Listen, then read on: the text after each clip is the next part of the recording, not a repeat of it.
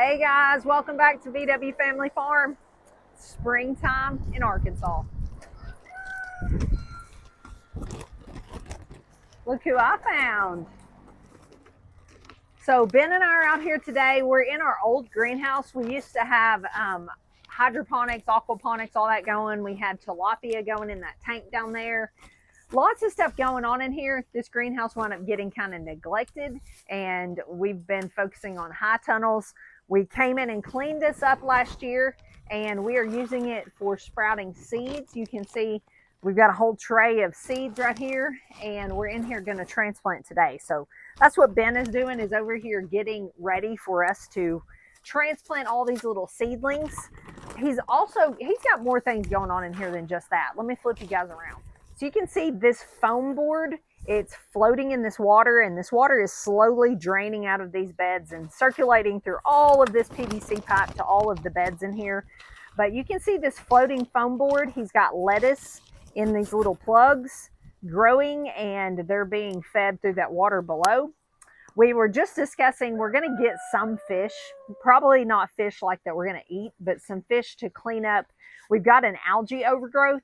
We don't want to just put something in here and kill the algae and in turn put that in our water and kill the plants or mess up the whole water system. But we've got to get rid of some of this algae. Local pet store around here that they sell a lot of fish, different types of fish. And I was talking to a coworker the other day.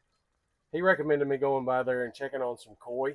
Koi are real big algae eaters, and I could put them in there during the spring, summertime, and all that. Let them grow big and possibly sell them back to them. So probably going to go with something like that. We tried the tilapia. All the different things like this just kind of become a job in themselves, and we just kind of don't have time to dive as deep into it as we once were. We're trying to do little bits of this, that, and the other, and so we do need the fish, but we don't want it to take on a life of its own and become a huge job. So it's spring. We're just doing all the spring jobs. Going to be working on this for the next little bit, and I'm going to share with you guys what we're growing and why. We've also got pigs to haul to the processor. We already got them loaded. I'll show you them in a little bit, and I want to tell you a little bit about what breed they are and why we really, really like them and how we're pretty much restructuring our whole pig program here on our farm and why we're doing that, and maybe give you some tips and tricks if you're getting into pigs. Ben's got to work, but I'm going to haul them myself. Girls, you can do these things. You can do them by yourselves if you have to, and get things accomplished. That's what I tell myself anyway. So I'm sorry you guys may hear the wind rattling this plastic on this greenhouse, but I wanted to show you. So this is just gravel, clean gravel that is in these beds. There's water flowing under it. And then we just sprinkle seeds. I'm going to see if I can point some of them out. Sorry for the gloves. My hands are really dry and dirt really does a number on them. So got lotion on in these gloves. But you can see all these little sprouts. We've just sprinkled, in this case, lettuce seed and then wet them down. And then they will draw the water up that's flowing under this bed. And like I said, there's little drains down there. It'll drain out and go through this system and come in the other beds. So we got several different methods going. This lettuce will be primarily for our family and for our market. Greens is a big seller at like farmers markets and in farm markets because it's not something you can necessarily preserve. So greens are something that people generally buy fresh. So if we can find a way to keep them growing in here, lettuces and different types of greens, that's always been the goal for this greenhouse. But we've got a lot of early things sprouted over here, and that's what we're about to do. They've gotten big. Some of them have gotten leggy. We have had fans on them for the last little bit, but it's time to get them up potted. They need more nutrients. They need more space to grow bigger. I'm going to kind of take you through what they are and kind of why we're doing what we're doing. Well, we got done. That was actually kind of a lot of work. Tedious. And your favorite kind of work. I hate tedious stuff. Okay, so we're going to show you some of the varieties we've sprouted. So far, we've only done like 4 varieties of tomatoes, and I don't know how many varieties we're going to do. We kind of narrowed down to these 4, so it may be the only 4 we do, but we're going to do more than, we only have, what, 12 here? Yeah. You want to kind of tell them what the varieties are? So we're doing things different. We have been since probably 16, trying and trying and trying to grow heirloom vegetables. And pretty much only heirlooms. Yeah. We were trying to go that route. But The wind is a whipping. yes, for profit margin, for business sake, you can see why actual produce farmers do not use heirloom for the most part. I'm gonna say that for the most part. I'm not gonna say every farmer, but they're prolific producers. They produce the hybrids. Yes, the hybrids. They produce perfectly ground fruit, lots of it, and we just have not had real good luck and quantity, or even some of the quality. We know there's nothing wrong with it. Y'all know there's nothing wrong with it, but like a Cherokee purple, it's going to be purple on the bottom and still green on the top. It's going to kind of crack on the top. Yep. They always seem to do that. They're not what you call beautiful looking tomatoes in most people's opinion. So those are fairly hard to sell. We've had several of them. We've had some that produced really big ones, but then we've also had years where we didn't get a tomato off of a plant. Right. And so first off, we just want to say, we know this is going to offend some of you. That's not our goal. We're just telling you the direction we're heading. We still will grow heirlooms. We probably will grow some heirlooms this year. Probably. We just are not throwing all our eggs in the heirloom basket. And I'm just thinking through thoughts as he's saying these things, and as I say things of what you might be thinking, well, just because a tomato is not perfect, you can still sell it, put it in there, educate people, all those things. But when you're like selling produce to the public, like we are in a market, there's simply not enough people in the market working or enough time to have a conversation with every person that comes through there and educate them on heirlooms. When you're in like a retail setting, that's not the time to do it. The time to do it is like videos and one-on-one with a farmer. But trying to sell produce, they're either going to buy it or they're not. And we just found last year a lot of times they're not. If it's not if it's got cracks all in it or bug damage or all the things that sometimes heirlooms have, sometimes, not all the time, sometimes, then we were just not being productive with our garden space like we used to be. So we're going to try this approach this year. Next year we may be like, okay, what? We can't blame the heirlooms. That wasn't the problem. So that's just the direction we're heading this year. And then another thing is some of the latest seeds that we had been using before, they wasn't sprouting real well. So we have tried Johnny seed this year. We bought the seeds, no affiliation with them, but we have tried them, and I'm going to say it's 99% success germination. Right. Almost every cell in the cell tray germinated. It's pretty amazing. So let's just get into it. What we're growing, this is called a BHN 589. That's just what they call it. I was looking for something. My dad used to grow these tomatoes called Super Fantastics. He loved them. There's a lot of people around here that started growing them and love them. And so I was looking for something similar. These are big tomatoes, big red tomatoes. That's what, when it gets summertime in Arkansas, people that do not grow a garden, that just want to buy fresh tomatoes, are generally looking for is big, large size red tomatoes. So somebody might ask, why are you wasting your time or spending your time sprouting them when you can go to Lowe's and buy the hybrids? But like we was at Lowe's today and just walked through and glanced at them, there was some tomato plants in there selling for $20 for one plant. And some of them are this tall, and you might be like, well, yeah, get that one. It is not time for them to be this tall in Arkansas, or probably really anywhere unless you're in the deep Florida. South, and maybe even then. But that's too big. Bigger is not always better. You need to know kind of where you should be in the game. And this tall, maybe if you have a high tunnel. Right. But anyway, this one you picked out, it's called the Caiman, Caiman.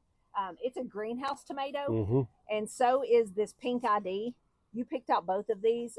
They called them greenhouse tomatoes. So they're supposed to be really prolific producers. So. Right. It doesn't necessarily mean it has to be grown in a greenhouse. It just means it can be. Yeah. And then the Big Beef. That's always a good one, and that's actually called Big Beef Plus. And these are from, like he said, Johnny seed. So let's just highlight really quickly, because we got something really cute we want to show you in just a minute out in the barn. So basically we've got two different types of lettuce we're going to try: green oak leaf and then green sweet crisp. Mainly we wanted to get our tomatoes and peppers from Johnny's and give them a try, so we just kind of threw this other stuff in as well. We've got what's called market cabbage. None of these plants are super impressive right now, but they will be. We got Chinese cabbage, we got smooth spinach. So those are the variety we're growing of those. And then our peppers were another thing we were very particular on this year. We have way overdone peppers in the past and wound up with a whole lot of peppers either we don't eat, because how many peppers can one person eat, really? And I know someone's going to argue with me on that and be like, I eat peppers every meal, but okay, maybe you do, but we don't. And then I can't sell peppers by the bushelsfuls either. So we wanted to be super specific. We got the Sprinter, that's a red pepper, and we got the Melina, that is an orange pepper. When you're saying red pepper and orange pepper, they're bell peppers. Bell pepper, They're yes. bell peppers that you can pick them green, so you can have your green bell peppers, or you can let them fully turn and they'll turn. Sprinter will turn red, Melina will turn orange. And then we really wanted this. We had to buy a large pack of seeds to get this because they were sold out. It's called the lunchbox pepper. It's like what you would see like at the grocery store in the variety pack of the little smaller peppers, but and they're sweet. Yeah. And they're all different colors, like red, orange, yellow. I don't know if there's green in there, but that's called a lunchbox pepper. And so we did several of those. And then we also got, it's called the Thanos eggplant. So shout out to Marvel, I guess. I don't know where they got that name, but anyway, so that's what we are out here up potting. We're about to start more warm season things like more tomatoes. That's pretty much the peppers we're going to do because we usually overdo that and then we regret it. But that's where the garden stands. That's the direction we're heading and why. Curious to know your thoughts. I really think sometimes we are just as guilty as anyone. We get caught up in the hype of something. Someone we really look up to puts out a video and we're like, yep, heirlooms forever for me. That's all I'm doing. And we hadn't even tried it in our environments. And it's just time for us to shift a little bit. We need a little bit more productivity. There's a place for beauty and production in the garden. It's still going to be beautiful, but we need to be able to get some tomatoes off these plants, not just grow plants. All right, let's head to the barn. We got something we want to show you.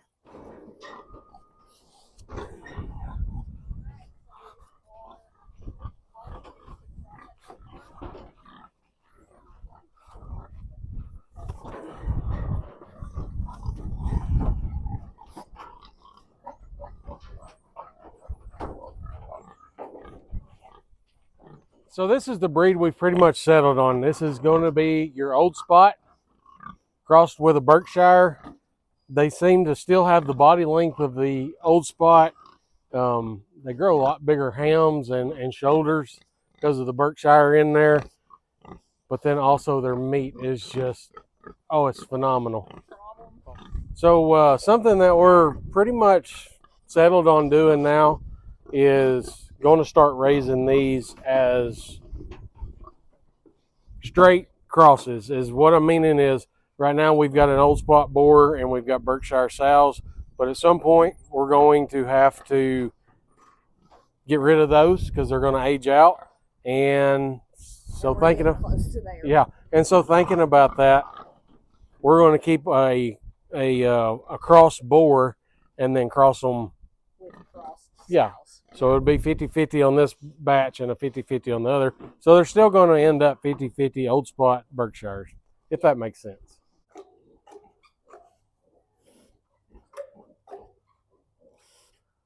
And they're still so cute when they're babies.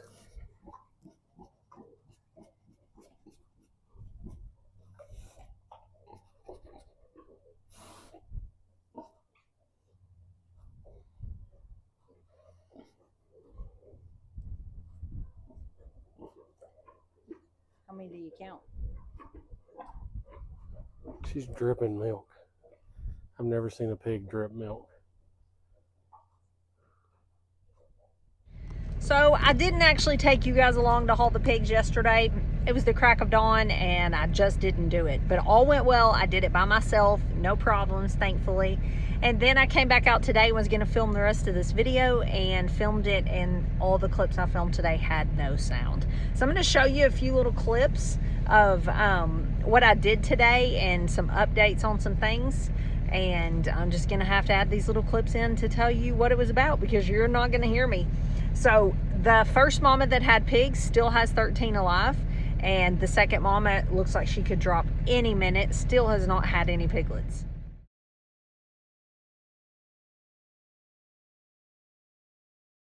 Also took you out to the chicken pen, and we have discovered we have a thief, and it's not the first thief we have had.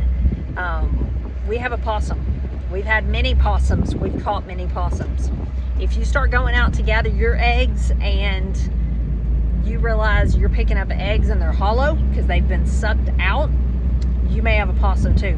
So hopefully, we thought we had caught them all before this one. We did not, obviously. Keep thinking we're going to have caught them all. Not all the possums in the world, obviously, but all the ones that are hanging around our chicken pen. We'll see.